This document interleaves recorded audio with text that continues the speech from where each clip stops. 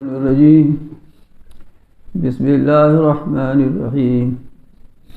يا أيها الذين آمنوا لا تقدموا بين يدي الله ورسوله واتقوا الله إن الله سميع عليم يا أيها الذين آمنوا لا ترفعوا أصواتكم فوق صوت النبي ولا تجهروا له بالقول كجهر بعضكم لبعض تهبط أعمالكم وأنتم لا تشعرون إن الذين يغضون أصواتهم عند رسول الله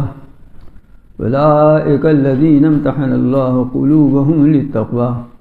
لهم مغفرة وأجر عظيم إن الذين ينادونك من وراء الحجرات أكثرهم لا يعقلون ولو أنهم صبروا حتى تخرج إليهم لكان خيرا لهم والله غفور رحيم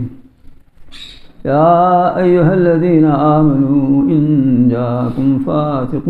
بنبأ فتبينوا أن تصيبوا قوما بجهالة فتصبحوا على ما فعلتم نادمين واعلموا أن فيكم رسول الله لو يطيعكم في كثير من الأمر لعنتم ولكن الله حبب إليكم الإيمان وزينه في قلوبكم وكره إليكم الكفر والفسوق والعصيان أولئك هم الراشدون فضلا من الله ونعمة والله عليم حكيم فإن طائفتان من المؤمنين اقتتلوا فأصلحوا بينهما فإن بغت إحداهما على الأخرى فقاتلوا التي تبغي حتى تفيء إلى أمر الله فإن فاءت فأصلحوا بينهما بالعدل وأقسطوا إن الله يحب المقسطين إنما المؤمنون إخوة فأصلحوا بين أخويكم واتقوا الله لعلكم ترحمون صدق الله العلي العظيم وبلغ رسوله النبي الكريم ونحن على ذلك من الشاهدين والشاكرين. یہ سورہ حجرات ہے، بدری سورت ہے.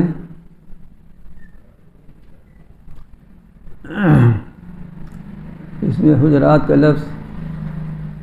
آیت نمبر 4 میں آیا ہوا ہے. اسی مناسبت سے سورت کا نام سورہ حجرات ہے. حجرات حجرہ کی جمع ہے. حجرہ کی معنی ہے کمرہ. ہم لوگ اردو میں اس کا ترجمہ کمرہ کر دیتے ہیں، لیکن حجرہ اور کمرہ میں فرق ہے. اصل حجرہ اس کو کہتے ہیں کہ کمرہ ہو، آگے کچھ آنگن ہو، چار دیواری سے گھرا ہوا ہو، جس کو آپ چاہیں تو آج کل کے لحاظ سے کوارٹر کہہ دیں یا فلیٹ کہہ دیں. حضور اکرم صلی اللہ علیہ وسلم جب ہجرت کر کے مدینہ شریف تشریف لائے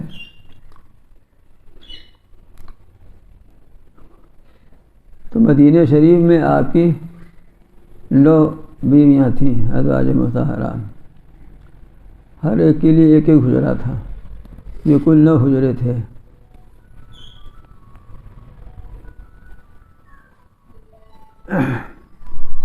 یہ حجرے اتنے ہی تھے کہ ایک تابعی فرماتے ہیں کہ ہم نے دیکھا ہے حجروں کو دروازے سے لے کر کمرے تک 7-8 ہاتھ جگہ رہی ہوگی، کمرے کے اندر 10 ہاتھ قریب مان لیجیے، اور چھت جو ہے وہ ایسی 7-8 ہاتھ اونچی تھی. بلکہ ایک صاحب جو فرماتے ہیں کہ ہم نے کمرے میں ہاتھ اٹھایا تو چھت سے ہمارا ہاتھ لگ گیا، اور سب کھجور کی شاخوں کے بنے ہوئے کمرے تھے، اور دروازے پر کالے اون کے موٹے موٹے پردے پڑے ہوئے تھے. یہ تھے حجرے کی شان، جس میں سرور کائنات سید المرسلین خاتون الانبیاء صلی اللہ علیہ وسلم کے ازواج مطہرات رہا کرتی تھیں، اور ظاہر رہنے میں آپ بھی رہتے تھے۔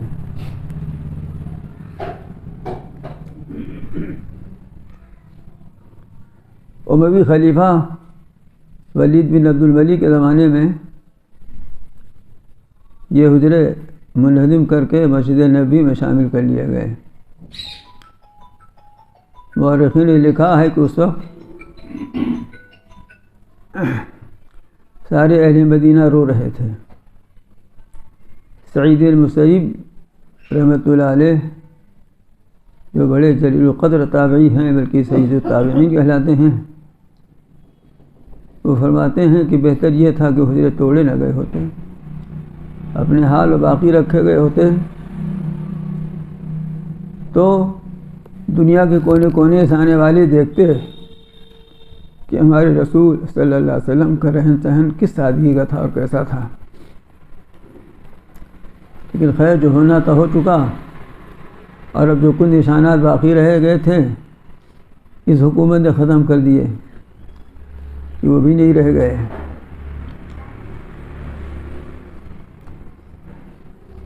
دوپہر کا وقت تھا، آپ کسی انہی حجروں میں سے کسی حجرے میں آرام فرما تھے کہ اسی وقت قبیلے بنو تمیم کا ایک وفد آیا، مدینے پہنچا۔ یہ گنوار دیہاتی لوگ، دیکھیے گنوار دیہاتی تو یہاں بھی گنوار دیہاتی کہلاتے ہیں، اور ظاہر بات ہے کہ اہل شہر کے مقابلے میں ان کے اندر تہذیب کم ہوتی ہے، تہذیب سے ناواقف ہوتے ہیں، اور عرب کے بدوؤں میں اور گنوار پن ہے۔ امام قرطبی نے لکھا ہے قال العلماء الاعراب فیہم جفا، گنوار عرب کے دیہاتی جو ہیں ان میں یہی کہ مزاج میں ذرا سختی اور تہذیب کی کمی ہوتی ہے۔ یہ وقت جو آیا اس میں ان کے سردار بھی تھے، تو چاہیے یہ تھا کہ بیٹھے رہتے اور انتظار کرتے جب رسول اللہ صلی اللہ علیہ وسلم باہر نکلتے تشریف لاتے تو پھر جو کچھ کہنا تھا کہتے سنتے، یہی طریقہ ہے۔ لیکن انہوں نے انتظار نہیں کیا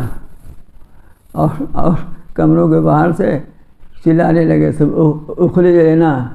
یا محمد اخرج لینا، نام لے کر کے محمد صلی اللہ علیہ وسلم آپ نے کہا آئیے ہمارے پاس۔ تو ظاہر بات ہے یہ بے تہذیبی کی بات ہے، عام آدمیوں کے لیے بھی بے تہذیبی کی بات ہے، جو کچھ تھوڑی بہت عزت رکھتا ہو اس کے لیے بے تہذیبی کی بات ہے۔ اور پھر آپ صلی اللہ علیہ وسلم کا تو معمول مبارک یہ تھا کہ آپ بیشتر اوقات باہر ہی رہتے تھے اور امت کے کاموں میں مشغول رہا کرتے تھے، لوگوں سے ملنا جلنا، ان کو ہدایت دینا، دوپہر وغیرہ میں تھوڑا سا آرام راحت کے لیے، اور پھر یہ کہ حقوق زوجیت بھی ہے اندر تشریف لے آتے تھے۔ تو لوگوں نے آواز لگائی،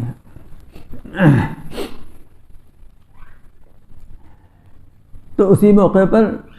اس صورت کی بعض آیات نازل ہوئیں۔ اس موقع کی آیت تو آگے آ رہی ہیں، لیکن یہاں پہلی آیت میں اللہ تعالیٰ نے ایک خاص ادب کی تعلیم، پوری صورت سورہ حجرات، پوری صورت جو ہے وہ حضور اکرم صلی اللہ علیہ وسلم کے آداب، آپ کے فضائل مناقب اور مسلمانوں کو آپس میں کس طرح رہنا چاہیے، ان کی معاشرت کس طرح ہونی چاہیے، ان کی آپسی زندگی، نجی زندگی اور معاشرتی زندگی کس طرح کی ہونی چاہیے، پوری صورت اسی مضمون پر مشتمل ہے۔ تو سب سے پہلی آیت میں جو تعلیم دی گئی ہے، جو ادب سکھلایا گیا ہے، وہ ادب یہ سکھلایا گیا ہے کہ اللہ اور رسول سے آگے نہ بڑھو۔ یا الذین آمنوا لا تقدموا بین یدی اللہ ورسولہ، ایمان والو اللہ اور اس کے رسول سے آگے نہ بڑھو۔ آگے نہ بڑھنے کا کیا مطلب ہے؟ آگے نہ بڑھنے کا مطلب یہ ہے کہ جب آپ کی مجلس میں آئے ہو تو آپ کے بولنے سے پہلے نہ بولو۔ جب آپ بولنے کو کہیں تو بول دو، لیکن خود ہی نہ بولنے لگو۔ اسی طرح سے کوئی کام آپ سے پہلے مت کرو۔ مثلا دسترخوان اگر لگا ہوا ہے اور رسول اللہ صلی اللہ علیہ وسلم تشریف رکھتے ہیں تو آپ سے پہلے کھانا مت شروع کر دو۔ اسی طرح سے مجلس میں کوئی کچھ سوال کر رہا ہے یا یوں ہی بیٹھے ہوئے ہو تو آپ اگر خاموش ہیں تو تم بھی خاموش رہو۔ جب آپ بولیں، کچھ ارشاد فرمائیں تو کان لگا کر سنو۔ آپ سے پہلے بولنے والے کا سلسلہ مت شروع کر دو، یا بہت کثرت سے سوالات آپ سے نہ کرو۔ یہاں پر کئی واقعات بھی نقل کیے ہیں، ایک آدھ دو واقعہ میں بتاتا ہوں تاکہ بات ذرا واضح ہو جائے۔ اور کہتے ہیں یہی وقت جب آیا تھا تو حضور اکرم صلی اللہ علیہ وسلم کے صحابہ کرام تھے، آپ تھے، تو حضرت صدیق اکبر نے کہا کہ ان کے اوپر آپ کا معمول یہ تھا، کوئی وقت آتا تھا تو کسی کو اس علاقے کا امیر بنا دیتے تھے اسی میں سے۔ تو صدیق اکبر نے کہا کہ قعقاع بن معبد کو امیر بنا دیجئے۔ تو حضرت فاروق اعظم بیٹھے تو انہوں نے کہا اقرع بن حابس کو بنا دیا، دوسرا نام لیا۔ سب انسانی ہی تھے نا، ظاہر ہے کہ انبیاء کے بعد یہ دونوں اتنا بلند مقام رکھتے ہیں کہ بقول شاعر کے کہ وہاں تو شاعری تھی لیکن یہاں وہ شاعری نہیں ہے کہ دامن نچوڑ دیں تو فرشتے وضو کریں۔ لیکن بہرحال انہوں نے ایک نام پیش کیا اور انہوں نے دوسرا نام پیش کر دیا۔ اسی طرح سے ایک روایت یہ ہے کہ ایک دن ایک صاحب قربانی کا دن تھا تو ایک صاحب نے حضور اکرم صلی اللہ علیہ وسلم کی قربانی کرنے سے پہلے قربانی کر دیا۔ بعض روایتوں میں ہے کہ نماز سے پہلے ہی قربانی کر دیا۔ جب آپ تشریف رکھتے ہیں تو آپ سے پہل نہیں کرنی چاہیے تھی، آپ کا انتظار کرنا چاہیے تھا آپ کیا حکم دیتے ہیں، یا آپ سے دریافت کر لینا چاہیے تھا۔ اس طرح کے کئی واقعات ہیں۔ تو اس پر یہ آیت نازل ہوئی کہ ایمان والو تم اللہ اور اس کے رسول سے آگے نہ بڑھو، جس میں یہ ساری چیزیں شامل ہیں، یہاں تک کہ اگر یہ ساتھ ساتھ چل رہے ہوں تو رسول اللہ صلی اللہ علیہ وسلم کے آگے آگے مت چلو، مگر یہ کہ آگے چلنے کی ضرورت ہی ہو، مثلا یہ کہ دشمن سے مقابلے کا وقت ہے، یا آپ حکم ہی فرمائیں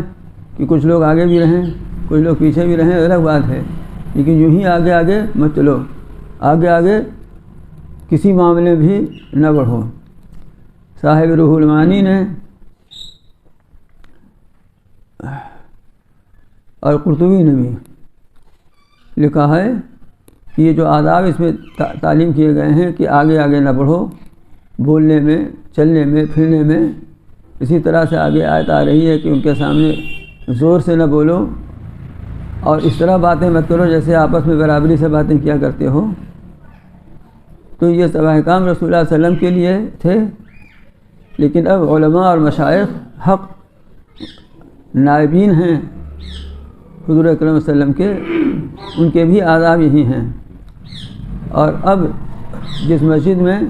مجلس میں قرآن و حدیث بیان کیا جائے تو چونکہ حدیث بھی رسول اللہ صلی اللہ علیہ وسلم کا کلام ہے، اس لیے جب حدیث بیان ہو رہی ہوں تو ان کا بھی، اس مجلس کا بھی یہی ادب ہے۔ اور جس طرح سے حضور اکرم صلی اللہ علیہ وسلم کی حیات مبارکہ میں آپ کا یہ ادب تھا، اسی طرح سب آپ کے دنیا سے رحلت فرمانے کے بعد جب روضہ پاک پر حاضری ہو تو اس وقت بھی یہی ادب ہے کہ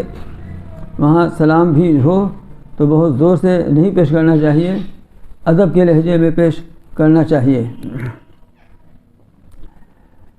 ادب کرنے والے تو عجیب عجیب لوگ ہوئے ہیں، میں پہلی دفعہ سن 86 میں میری حاضری ہوئی تھی عمرہ کے لیے، تو اس وقت حرم اتنا بڑا نہیں تھا اور یہ ٹاور واور تو بنا نہیں تھا کچھ، تو وہیں جہاں ٹاور بنا ہے اس کے سامنے ایک گلی تھی، تو وہ سب گلی ولی ختم سن 86 کے مطلب کئی سال ہو گئے، اب 23 اور 14 جوڑ لیجیے، 37 سال ہو گئے۔ تو وہاں ایک صاحب رہتے تھے جو یہیں ہندوستان ہی کے تھے رہنے والے، لیکن وہ عبادت کا ویزا لے کر کے وہیں رہنے لگے تھے، وہ شہر کے نہیں تھے، کہیں کسی قصبے میں تھے، مجھے ان کے بارے میں پتہ تھا۔ تو میں گلی میں گیا اور معلوم کیا تو اس وقت کچھ دہائی نہیں تھی، کچھ اتنا بڑا ہی نہیں تھا، بس دروازے سے جیسے نکلے، یہ پہلا گیٹ جو سامنے والا ہے نکلے اور بس ایسے ہی گئے، تو ہی قریب ہی میں گلی تھی، اسی میں تھے، وہ اوپر رہتے تھے۔ میں ان کی ایک بات آپ کو بتانا چاہتا ہوں۔ کچھ دیر بیٹھے رہے، بات چیت کرتے رہے، ظاہر اللہ علیہ آدمی تھے، تو ہم سے کہنے لگے وہ کہ مدینہ شریف حاضر ہوتا ہوں، یہیں رہتا ہوں، تو بار بار حاضری کی توفیق ہوتی ہے، لیکن آج تک میری ہمت نہیں ہوئی کہ میں آنکھ بھر کر کے روضے پاک کو دیکھا ہوتا۔ یہ ہے مطلب کوئی شرعی حکم نہیں ہے، لیکن جب ادب ہوتا ہے، احترام ہوتا ہے، عظمت ہوتی ہے، تو آدمی پر اس طرح کی کیفیتیں طاری ہوتی ہیں۔ ہاں، یہ میں خود اپنی بات بتا رہا ہوں، ہم ہی سے یہ کہہ رہے تھے، کوئی دوسرے سے نہیں کہہ رہے تھے کہ میں مدینہ شریف حاضر ہوتا ہوں، کہ آج تک میری ہمت نہیں ہوئی کہ آنکھ بھر کر کے، آج اندر ہے جگہ، آنکھ بھر کر کے میں نے روضے پاک کی زیارت کی ہوتی۔ تو جب ادب ہوتا ہے تو یہ سب ہوتا ہے، محبت خود سکھا دیتی ہے آداب محبت کو۔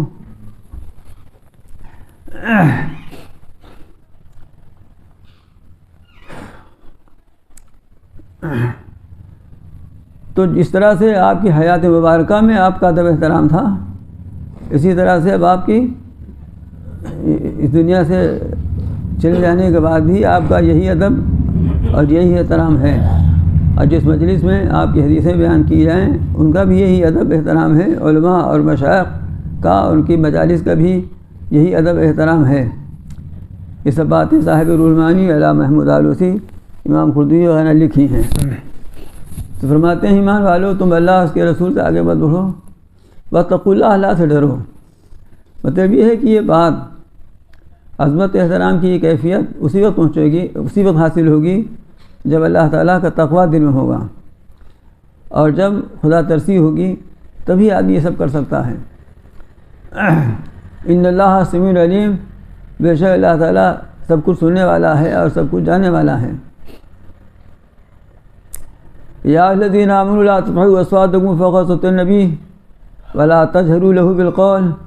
کجہر بعضکم لبعض، اے ایمان والو تم اپنی آواز نبی کی آواز سے اونچی مت کرو، اور ان کے سامنے ایسی زور سے بات مت کرو جس طرح آپس میں زور سے بات کرتے ہو، یعنی برابر کی آواز سے بات مت کرو، اونچی تو کرنا اونچی ہے، لیکن جیسے آپس میں تکلف دوست بات کرتے ہیں اس طرح سے بھی ان کے سامنے گفتگو مت کرو، ان سے گفتگو مت کرو برابر کی آواز کے ساتھ۔ وہی میں نے ابھی جو واقعہ بیان کیا حضرت صدیق اکبر اور فاروق اعظم کا، جب یہ آیت نازل ہو گئی، اچھا پوری آیت سے جواب پڑھیے، ان تحبط اعمالکم، کہیں ایسا نہ ہو کہ تمہارے اعمال اکارت ہو جائیں، وانتم لا تشعرون، تمہیں خبر بھی نہ ہو۔ جب یہ آیت نازل ہوئی تو صدیق اکبر اتنا آہستہ بولنے لگے، اتنا آہستہ بولنے لگے جیسے کوئی راز کی بات کی جاتی ہو، اور فاروق اعظم کے یہ حال تھا کہ اتنا دھیرے دھیرے بولتے تھے کہ ان سے دوبارہ پوچھنا پڑتا تھا کیا کہہ رہے تھے آپ۔ یہ لوگ تھے احکام قرآن پر عمل کرنے والے، ان کو عمل کرنے میں کچھ دیر نہیں لگی۔ ایک صحابی تھے حضرت ثابت بن قیس رضی اللہ تعالیٰ عنہ، انہوں نے جب یہ سنا تو یہ بہت زور زور بولتے تھے، بعض لوگ ہوتے ہیں نا خوب زور زور بولنے کی عادت ہوتی ہے، ان کی آواز بہت زوردار تھی، تو انہوں نے حاضری ہی چھوڑ دی، اپنے گھر میں بیٹھ گئے دروازہ بند کر کے، کہ ہم تو دھیرے دھیرے بول نہیں پاتے، زوری زور بولتے ہیں، تو گھر ہی بیٹھ گئے۔ حضور اکرم صلی اللہ علیہ وسلم نے دیکھا کہ وہ ثابت بن قیس نہیں آ رہے ہیں، تو لوگوں سے پوچھا کیا بات ہے دکھائی نہیں دے رہے ہیں؟ تو لوگوں نے کہا اچھا پتہ لگاتے ہیں۔ جب دیکھ کر آئے لوگوں نے بتایا کہ یہ قصہ ہے، چل کے ہمارے نہیں آ رہے ہیں۔ تو آپ نے فرمایا بھائی ان کے لیے نہیں ہے، وہ تو اہل جنت میں سے ہیں، وہ تو اہل جنت میں سے ہیں۔ مطلب یہ ہے کہ کوئی ایسی حرکت کرنا، خواہ بات کی ہو یا فعل کی ہو، جس سے اذیت پہنچنے کا اندیشہ ہو آپ کو، اس سے بچنا چاہیے، ورنہ کہیں آپ ہی حکم دیں کہ زور سے بولو، جیسے کہ غزوہ احد میں آپ نے فرمایا تھا، اور غزوہ حنین میں آپ نے فرمایا تھا، غزوہ احد میں فرمایا تھا، کہہ دو، اعلان کرو کہ ہاں ہیں حضرت عباس، حضرت عباس کی آواز جو ہے بہت زوردار تھی، بہت زوردار آواز تھی، اتنی زوردار آواز تھی کہ میں نے کہیں پڑھا کہ اگر زور سے بول دیتے چلا دیتے تھے تو حمل ساخت ہو جاتا تھا۔ اب بعض لوگ ہوتے ہیں ایسے، اور ظاہر بات ہے کہ وہ سب بہادر لوگ تھے، الہ آباد والوں کی طرح تھوڑی تھے کہ ایک منٹ میں کھانا کھا لیا سوچے کہ ہم ہو گئے سلطان الہند، ارے یہ سب، اور پھر ایمانی طاقت تھی۔ تو آپ نے جنگ کے موقع پر کہا بھی زور سے بولو تو زور سے بولے، مطلب جس بولنے سے، جس انداز گفتگو سے آپ کو اذیت اور تکلیف پہنچ رہی ہو، اور ظاہر بات ہے کہ آدمی عام طور پر عام حالات میں زور اسی وقت بولتا ہے جبکہ احترام اور عظمت نہ ہو۔ اگر دل میں احترام ہے اور عظمت ہے تو زور نہیں بولے گا۔ تو زور بولنا تو الگ ہے، لیکن آپس میں جس طرح برابری سے بات کرتے ہو اس طرح بھی بات نہ کرو، ورنہ کیا ہوگا، کہیں ایسا نہ ہو کہ تمہارے اعمال غارت ہو جائیں اور تمہیں خبر بھی نہ ہو۔ یہ بہت بڑی وعید ہے۔ دیکھیے ایک بات سن لیجئے، اعمال غارت ہوتے ہیں صرف کفر و شرک سے۔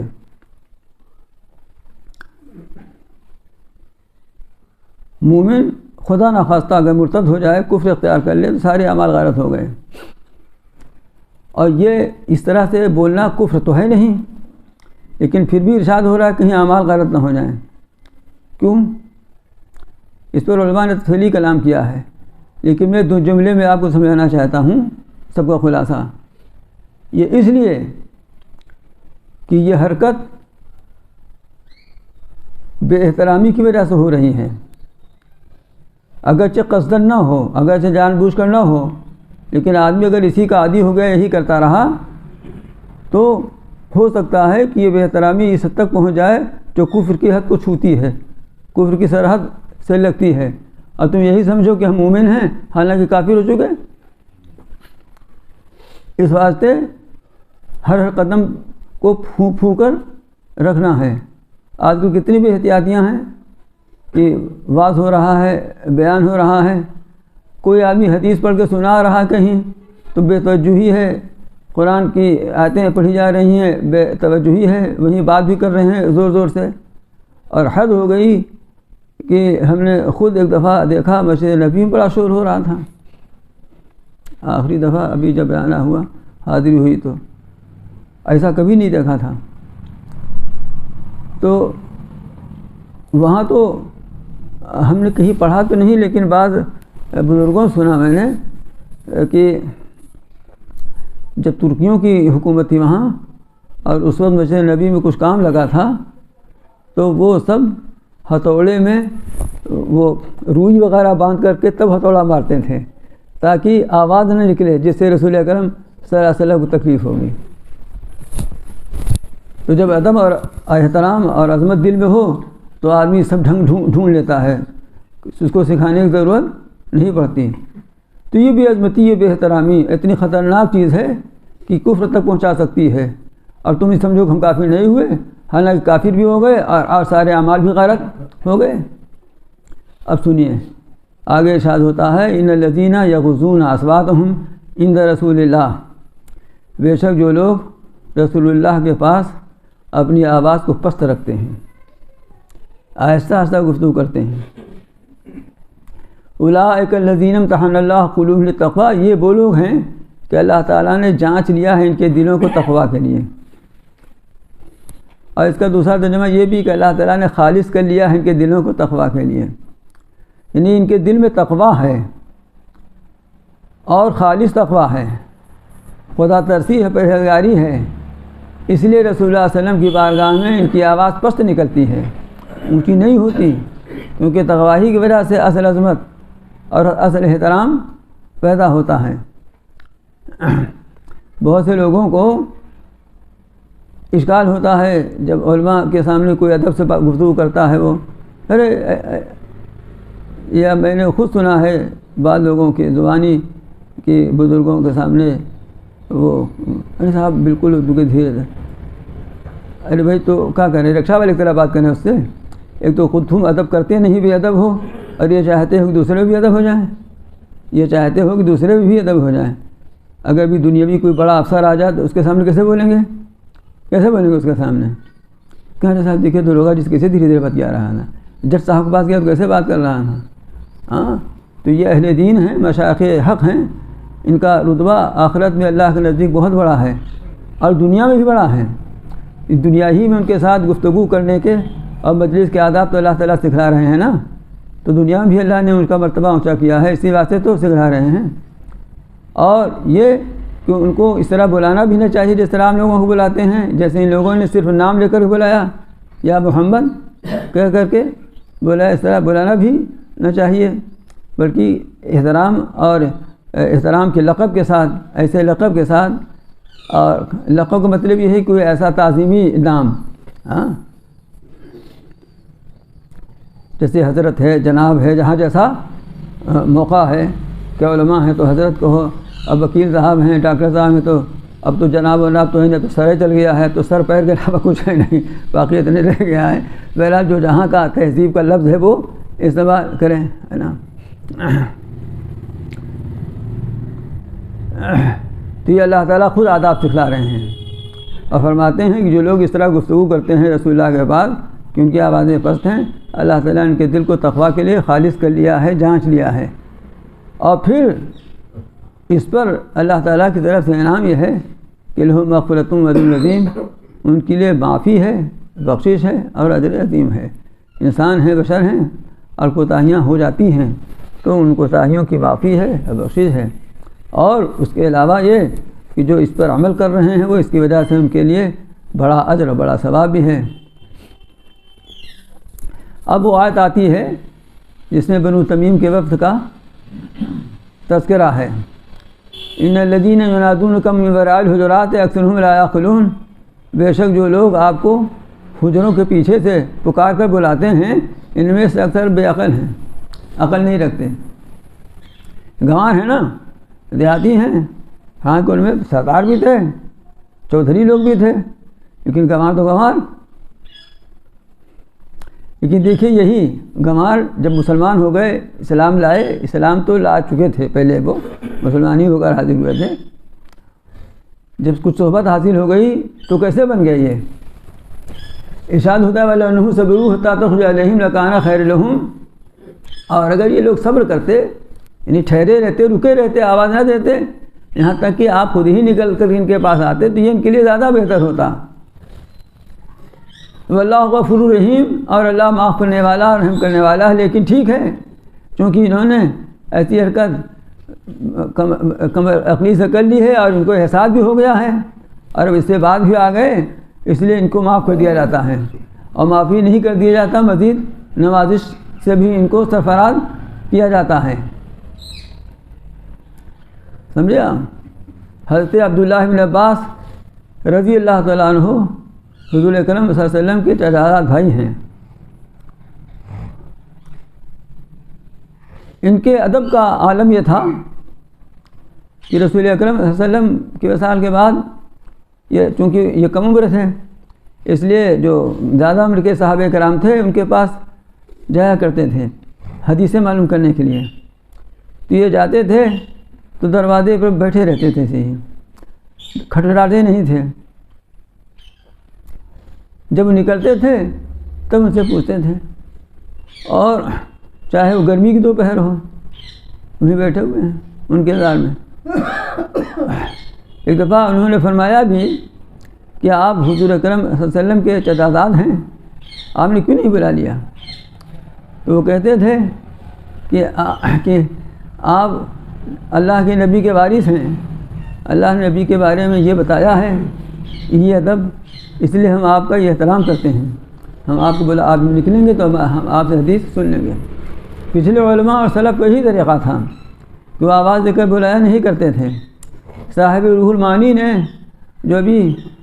یہ 15ویں صدی لگ گئی ہے نا، ہاں وہ اس صدی سے پہلی والی صدی کے ہیں صاحب روح المعانی۔ وہ فرماتے ہیں کہ الحمدللہ میں نے بچپن میں یہ واقعہ سنا تھا حضرت بن عباس کا، اور اس وقت سے اب تک میرا معمول یہ ہے کہ الحمدللہ اللہ کا شکر ہے کہ میں اپنے اساتذہ کے ساتھ یہی سلوک کرتا ہوں، یہ اسی برتاؤ سے پیش آتا ہوں۔ تو دنیا خالی اب بھی نہیں ہے، ہیں ایسے لوگ، اس طرح کا احترام اور ادب کرنے والے بھی لوگ ہیں، لیکن اکثریت کا حال تو یہی ہے، اور خاص طور سے الہ آباد شریف کا حال، اللہ اللہ، یہاں کا حال جو ہی دیکھے نذیر بھائی بیٹھے ہیں، پوچھ لیجیے، ہندوستان کے کونے کونے سے آدمی آئے گا، لندن یورپ سے آئے گا، وہ کہے گا حضرت مولانا پرتاپ گڑھی، یہاں والے مولوی محمد احمد صاحب یا مولوی احمد صاحب، ہے نا؟ میں غلط تو نہیں کہہ رہا ہوں؟ ارے آپ بھی الہ آبادی ہیں، آپ کا استثناء ہے، لیکن کئی الہ آبادی آپ کی طرح ہیں جو حضرت اور صاحب اور رحمت اللہ علیہ لگا کر نام لیتے ہوں۔ یہاں یہی حال ہے نا، وصی اللہ صاحب کی مسجد، ایسا لگتا ہے ان کے چھوٹے بھائی تھے وہ، یا بڑے بھائی تھے، بہت سے بہت بڑے بھائی رہے ہوں گے۔ ارے بھائی وہ عالم تھے، بڑے شیخ تھے، حضرت مولانا شاہ وصی اللہ صاحب کہہ دیتے، رحمت اللہ کہہ دیتے تو ان کو دعا بھی ان کے لیے ہو جاتی ہے اور ثواب بھی تمہیں مل جاتا۔ تو مشائخ علماء کا تو یہ احترام ہے۔ جب ان بڑے لوگوں کا، بزرگوں کا کے ساتھ ہم لوگوں کے سلوک عالم ہے، تو جو ان کے بعد کے علماء ہیں، مشائخ ہیں، ان کے لیے تو خیر کوئی باتیں نہیں ہیں، جو زندہ ہیں ان کے لیے بھی کوئی اور بات نہیں ہے۔ ان حضرات کا اس میں کوئی نقصان نہیں ہے، ان مشائخ کا، ان نائبین رسول کا اس میں کوئی نقصان نہیں ہے کہ ان کے ساتھ دوسرا کیا معاملہ کرتا ہے۔ نقصان اصل میں معاملہ کرنے والوں کا ہے، نقصان معاملہ کرنے والوں کا ہے۔ اگر کوئی کسی صحابی کا نام لے اور رضی اللہ عنہ نہ لگائے تو ان کا کیا نقصان ہے؟ اللہ تم سے راضی ہے، یہ قرآن میں کہہ دیا اللہ تعالیٰ نے، لیکن نقصان اس کا ہے جو رضی اللہ عنہ نہیں لگا رہا ہے۔ ایک نقصان تو بالکل کھلا ہوا ہے کہ رضی اللہ عنہ کہتا تو کم اس کے اس دعا کرنے کا ثواب ہی مل جاتا اس کو، یہ دعا ہے نا، تو ایک مومن جب دوسرے مومن کے لیے دعا کرتا ہے تو اس کو ثواب ملتا ہے نا، تو اسی اجر و ثواب ہی سے محروم ہو گیا۔ ایک نقصان یہی ہے۔ بہت احترام کریں گے کسی تو مولانا کہہ دیں گے، آپ چلے جائیے کسی ڈاکٹر کے یہاں، اس کو ڈاکٹر کہیے، ایک ڈاکٹر دیکھ لو، ایک ڈاکٹر دیکھو، کہو گے اسی ڈاکٹر؟ ہاں، اگر کچھ آپ انگریزی نقش قدم پر ہیں تو سر کہیے گا، ورنہ کچھ اردو والے ہیں تو ڈاکٹر صاحب کہیے گا نا، تو مولانا صاحب کہنے میں شرم آتی ہے، اس میں شرم آتی ہے۔ اس کی وجہ اصل یہ ہے کہ دل میں تکبر ہے، جس کو گھمنڈ کہتے ہیں، چھپا ہوا ہے، ایسا ہے کہ خود بھی نہیں جانتے کہ ہمارے دل میں تکبر ہے۔ جاؤ کسی MBBS MD ڈاکٹر کے ہاں، BUMC کے ہاں جائیے اور کہیے ڈاکٹر کا نسخہ دیکھ لو، تو ایک دو دفعہ شاید توجہ نہ دے، تو توجہ دے گا اسی آنکھ دکھائے گا کہ بھاگتے بھی نہ بنے گا۔ لیکن اگر کوئی عالم ڈاکٹر کے ساتھ دیکھیے سب مولانا ہے ایسا کرتے ہیں، مطلب مولانا ہے تو ان کو سب کچھ سن لینا چاہیے، سب پیے رہیں یہ۔ ارے بھائی مولانا کی ذمہ داری سکھانے کی بھی تو ہے نا، اگر مولانا ہی نہ سکھائیں گے تو آپ کو بتائے گا کون، آپ کو سکھائے گا کون، کہاں سے آپ سیکھیں گے؟ تو فرما یہ رہے ہیں کہ بے شک جو لوگ آپ کو حجروں کے پیچھے سے پکار رہے ہیں ان میں سے اکثر عقل نہیں رکھتے ہیں۔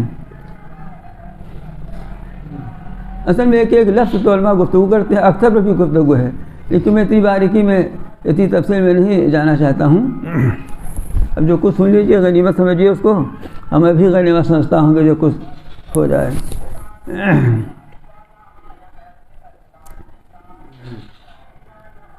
اگر یہ لوگ صبر کرتے یعنی انتظار کرتے، آواز نہ لگاتے، یہاں تک کہ آپ خود ہی تشریف لاتے باہر نکل کر کے، تو ان کے لیے بہتر تھا۔ لیکن چلیے جو کچھ کر دیا، کیونکہ اس پر ان کو تنبیہ کر دی گئی ہے اور اس سے یہ بات آ گئے ہیں، ان لیے اللہ تعالیٰ معاف کر دیتے ہیں اور مہربانی بھی فرمائیں گے۔ اب آگے ایک آیت ہے، اس پر اگر ہم گفتگو کرنا چاہیں تو گھنٹہ ڈیڑھ گھنٹہ گفتگو کر سکتے ہیں،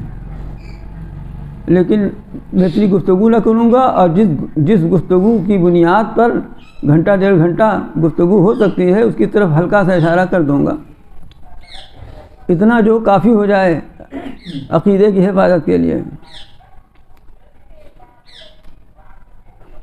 اس لیے کہ اس کو بہت گمبھیر مسئلہ بنا دیا ہے۔ فرماتے ہیں یا الذین آمنوا ان جاءکم فاسق بنبأ فتبینوا، اے ایمان والو اگر تمہارے پاس کوئی فاسق تو جانتے ہی ہیں نا آپ لوگ، فاسق کا لفظ قرآن میں آیا بھی ہوا ہے، کہتے ہیں نا فاجر فاسق، جس کے اصل میں گنہگار کے ہیں، حضرت تھانی رحمۃ اللہ نے شریر ترجمہ کیا ہے۔ اے ایمان والو اگر تمہارے پاس کوئی فاسق کوئی خبر لائے، فتبینوا تو خوب اچھی طرح اس کو جانچ لیا کرو، اس کی تحقیق کر لیا کرو، کہیں ایسا نہ ہو کہ تم کسی قوم کو نادانی سے کوئی نقصان پہنچا دو، اور پھر جو کچھ تم نے کیا اس پر ندامت اٹھاؤ، اس پر شرمندگی اٹھاؤ، تم کہ تحقیق کر لیے ہوتے تو یہ غلطی نہ ہوتی۔ یہ ایک آیت ہے۔ قبیلے بنی المستلق ایک قبیلہ تھا، حضرت جویریہ ام المؤمنین رضی اللہ تعالیٰ عنہ اسی قبیلے کی سردار کی صاحبزادی تھی، جن کا نام حارث تھا۔ یہ اسلام لائے، اور اسلام لانے کے بعد اپنے قبیلے واپس چلے گئے۔ حضور اکرم صلی اللہ علیہ وسلم نے جو ہدایات فرمائی تھیں اس میں یہ بھی تھی کہ زکوٰۃ ادا کرنا، تو انہوں نے عرض کیا تھا اللہ کے رسول ہم جا رہے ہیں زکوٰۃ وصول کریں گے، اور فلاں مہینے میں فلاں تاریخ تک کی آدمی آپ بھیج دیجیے گا تو ہم زکوٰۃ دے دیں گے۔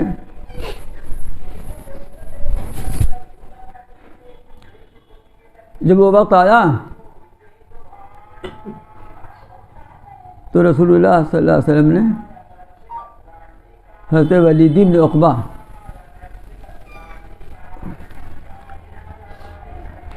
رضی اللہ تعالیٰ عنہ کو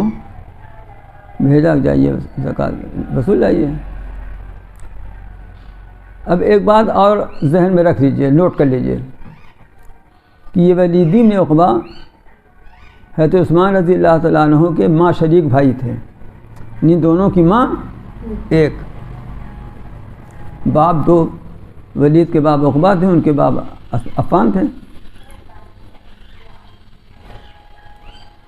اس کو محفوظ رکھیے گا، آگے کام آئے گا یہ بات۔ یہ گئے وہاں، اب یہاں سے روایات مختلف ہیں، اس لیے روایات مختلف ہیں کہ لوگوں نے اس میں گڑبڑ کی ہے۔ حضور اکرم صلی اللہ علیہ وسلم کے زمانے ہی میں منافقین موجود تھے، حضرت عثمان کا زمانہ آتے آتے تو ان کا زور اتنا بڑھ گیا کہ وہ حضرت عثمان کی شہادت پر منتج ہوا۔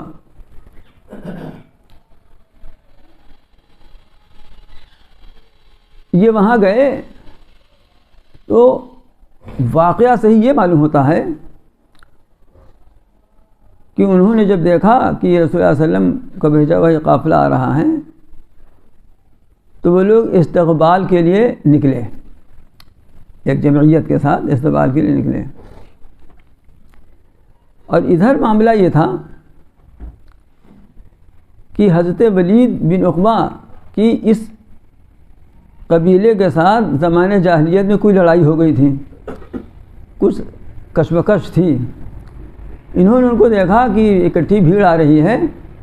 تو ان کو خدشہ یہ ہوا کہ ہم کو کہیں حملہ کرنے کے لیے نہ آ رہے ہوں، لہذا یہ لوٹ آئے، واپس ہو گئے۔ اور واپس ہونے کے بعد رسول اللہ صلی اللہ علیہ وسلم سے بتا دیا کہ ہم تو گئے تھے لیکن ہم پر حملہ کر کے ہم ہی کو قتل کرنا چاہتے تھے. اب حضور اکرم صلی اللہ علیہ وسلم کو یہ بات معلوم ہوئی تو آپ نے حضرت خالد بن ولید کو ایک جماعت کے ساتھ بھیجا اور یہ تاکید کی کہ پہلے جانا وہاں اور تحقیق کر لینا اچھی طرح سے کیا واقعہ ہے، اس کے بعد حملہ کرنا اگر صحیح نکلے بات تو. اور ادھر یہ ہوا کہ حضرت حارث نے جب دیکھا تو چند لوگوں کو لے کر وہ خود حضور اکرم صلی اللہ علیہ وسلم کی خدمت میں حاضر ہو گئے اور یہ بتایا کہ یہ بات غلط ہے، ہم نے تو ولید کا چہرہ تک نہیں دیکھا، بالکل غلط بات ہے، ہم تو سب اکٹھا کیے ہوئے ہیں دینے کے لیے، یہ لے کر حاضر ہوئے ہیں. یہ ہے قصہ، بات ختم ہو گئی. لیکن اس قصے میں نمک مرچ کہاں لگا؟ اللہ میں فرما رہے ہیں کہ اگر تمہارے پاس کوئی فاسق خبر لائے، اور یہ خبر پہنچائی تھی کس نے؟ حضرت ولید بن عقبہ نے، کہ ہم تو گئے تھے زکوٰۃ دینے، وہ مارنے کے لیے آ گئے. تب انہوں نے کہا کہ یہ فاسق ولید کے لیے آیا ہے. آئی بات سمجھ میں؟ اور آپ یہ جانتے ہیں کہ ہم تمام اہل سنت و جماعت کی عقیدہ ہے کہ الصحابۃ کلھم عدول، صحابہ سب کے سب عادل ہیں، فاسق عادل نہیں ہوتا. قرآن مجید کی آیات، رسول اکرم صلی اللہ علیہ وسلم کی احادیث شریفہ، سب کے مجموعی مطالعے کے بعد، تحقیق کے بعد اہل سنت جماعت نے یہ عقیدہ رکھا کہ صحابہ سب کے سب عادل ہیں. تو اگر فاسق سے مراد حضرت ولید ہیں تو عادل کہاں رہ گئے؟ عادل کہاں رہ گئے؟ آئی بات سمجھ میں نا؟ اصل بات یہ ہے کہ یہ کہنا ہی غلط ہے کہ فاسق سے مراد وہ ہیں، بلکہ اللہ تعالیٰ نے یہاں ایک قاعدہ، ایک کلیہ، ایک اصول بتایا ہے کہ بلا تحقیق خبر کوئی آ کر بیان کرتا ہے تو اس کو بغیر جانچے پڑتالے ہوئے اس پر عمل نہیں کرنا چاہیے، اور کوئی شرارت کے لیے اس طرح کی شرارت انگیزی کر سکتا ہے، اس لیے تحقیق کرنا ضروری ہے. تو اس میں یہ بات کہاں آ گئی کہ فاسق سے مراد وہی ہیں؟ فاسق آدمی اس وقت ہوتا ہے جب جان بوجھ کر کوئی گناہ کرے. یہ گناہ نہیں تھا،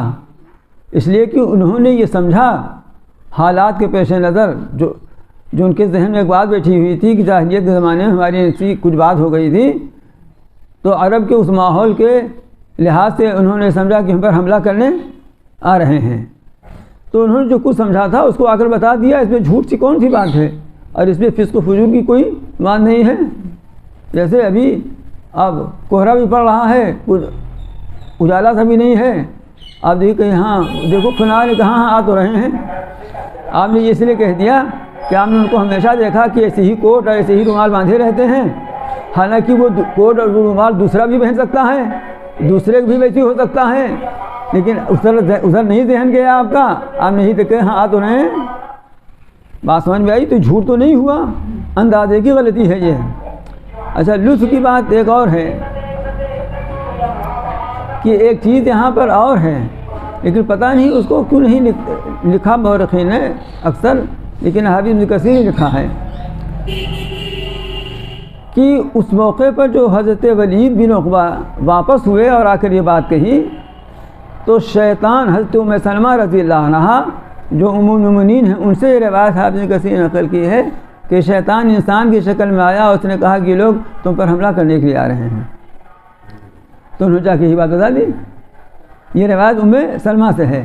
تو اگر فاسق یہاں کسی متعین شخص کے لیے ہے بھی تو یہ اس شیطان کے لیے ہے، نہ کہ حضرت ولید بن عقبہ کے لیے ہے نا. وہ تو صحابی رسول ہیں، بعد میں رسول اس واقعے کے بعد بھی رسول اللہ صلی اللہ علیہ وسلم نے ان کو اپنے معتمد لوگوں میں باقی رکھا. ایسا نہیں ہے کہ اپنی جماعت سے ان کو خارج کر دیا ہو، تو یہ اس بات کی دلیل ہے نا کہ آپ نے ان پر بے اعتمادی نہیں کی۔ اور اہل تشیع ہیں، کتنے سنی جن کے ہاتھ میں قلم آ گیا تو صفحہ کے صفحہ انہوں نے رنگین کر دیا۔ ایک بات اصولی بنیادی طور پر آپ جان لیجئے، طے کر لیجئے کہ صحابہ اول سے لے کر آخر تک، بڑے سے لے کر چھوٹے صحابی تک، یہ سب کے سب عادل ہیں، اور قرآن مجید میں بغیر کسی استثناء کے ہر صحابی کے لیے اعلان کیا ہے کہ اللہ ان سے راضی ہے۔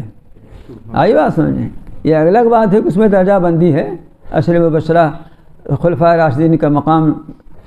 دوسرا ہے، پھر عشر مبشرہ کا مقام ہے، پھر اصحاب حدیبیہ کا مقام ہے، اصحاب بدرین کا، یہ الگ بات ہے، لیکن صحابہ سب کے سب بخشائے ہیں، اور اللہ نے ان کی مغفرت کا، ان سے راضی ہونے کا وعدہ کیا ہے۔ ایک بات۔ دوسری بات یہ کہ صحابہ کو ہم معصوم نہیں مانتے، ہم نبی کو معصوم مانتے ہیں، صحابہ کو معصوم نہیں مانتے۔ ان سے گناہوں کا ارتکاب ہو سکتا ہے، ہوا ہے، لیکن ان کے گناہ کرنے میں ہمارے گناہ کرنے میں فرق ہے۔ وہ فرق یہ ہے کہ ان میں سے جب بھی کسی سے کوئی گناہ ہوا تو جب تک اس نے اس کا کفارہ نہیں ادا کر دیا، سچی توبہ نہیں کر لی، اس کو چین نہیں آیا، یہاں تک کہ ان میں اگر کسی سے زنا کا صدور ہوا ہے تو جب تک زنا کی سخت سے سخت سزا جو ہو سکتی ہے وہ اپنے اوپر نہیں جاری کرا لی، اس کو چین نہیں آیا۔ یہ صحابہ کے گناہ میں ہمارے گناہ میں فرق ہے۔ ہم نہیں کہتے کہ وہ معصوم، لیکن ہم یہ کہتے ہیں کہ اگر ان میں سے کسی سے کبھی کوئی گناہ بھی ہوا ہے تو جب تک اس نے توبہ نہیں کر لی، اس کو چین نہیں آیا۔ کوئی تو بات ہے نا کہ علیم بذات صدور و ذات ہے اللہ تعالیٰ کی، اس نے کہا کہ ہم ان سے راضی ہیں اور یہ ہم سے راضی ہیں۔ کوئی ایک ہی آیت نہیں، کتنی آیتیں ہیں جن میں صحابہ کے فضائل بیان کیے گئے ہیں۔ آگے آیت آ رہی ہے جس میں صحابہ کی ایک فضیلت بیان فرما رہے ہیں اللہ تعالیٰ۔ تو یہاں تو ایک اصول بتا دیا اللہ تعالیٰ نے کہ کوئی فاسق جو بے احتیاطی کے ساتھ خبر دیتا ہے، وہ کوئی خبر دے تو اس پر فوراً عمل درآمد نہ کر دیا کرو، بلکہ اس کی تحقیق کیا کرو معاملے کی، تب عمل درآمد کرو۔ یہ سب بات ہم نے آپ کے سامنے اس لیے رکھ دی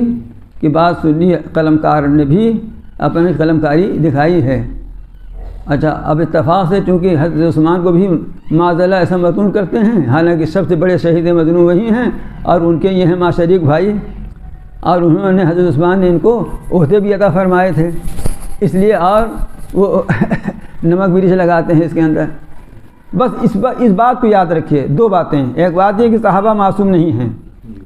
ان سے بھی گناہ سرزد ہوئے ہیں کبھی کبھی، لیکن گناہ پر وہ قائم نہیں رہے، انہوں نے فوراً جب تک توبہ نہیں کر لی چین نہیں آیا ان کو۔ دوسری بات یہ کہ صحابہ سب کے سب عادل ہیں، ان کے فضائل قرآن حدیث میں اتنے آئے ہوئے ہیں کہ اسے صرف نظر نہیں کیا جا سکتا۔ تاریخ چاہے جتنی بڑی کتاب کی ہو، وہ قرآن حدیث کے مقابلے میں نہیں ہے۔ ہم اس کی روایات سے انکار کر سکتے ہیں، قرآن حدیث میں بیان شدہ فضائل کا انکار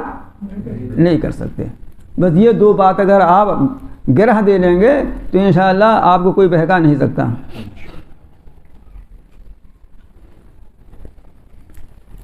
اگر آپ لوگ ہماری اس مجلس سے صرف اتنا ہی سبق لے کر گئے تو میں سمجھوں گا کہ کئی سال سے جو محنت کر رہا ہوں وہ وصول ہے۔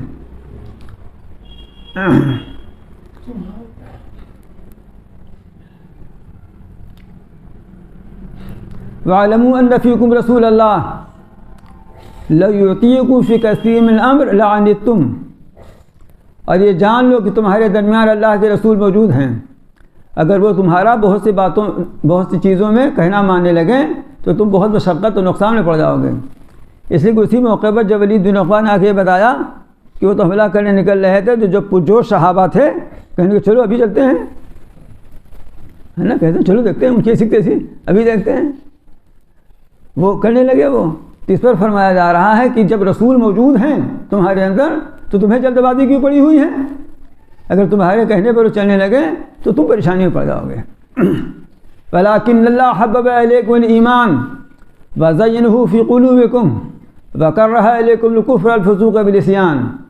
أُولَٰئِكَ هُمُ الرَّاشِدُونَ۔ دیکھیے کہاں تو یہ کہہ رہے ہیں کہ اگر رسول تمہارا کہنا مان لیں تو تم پریشانی میں پڑ جاؤ گے،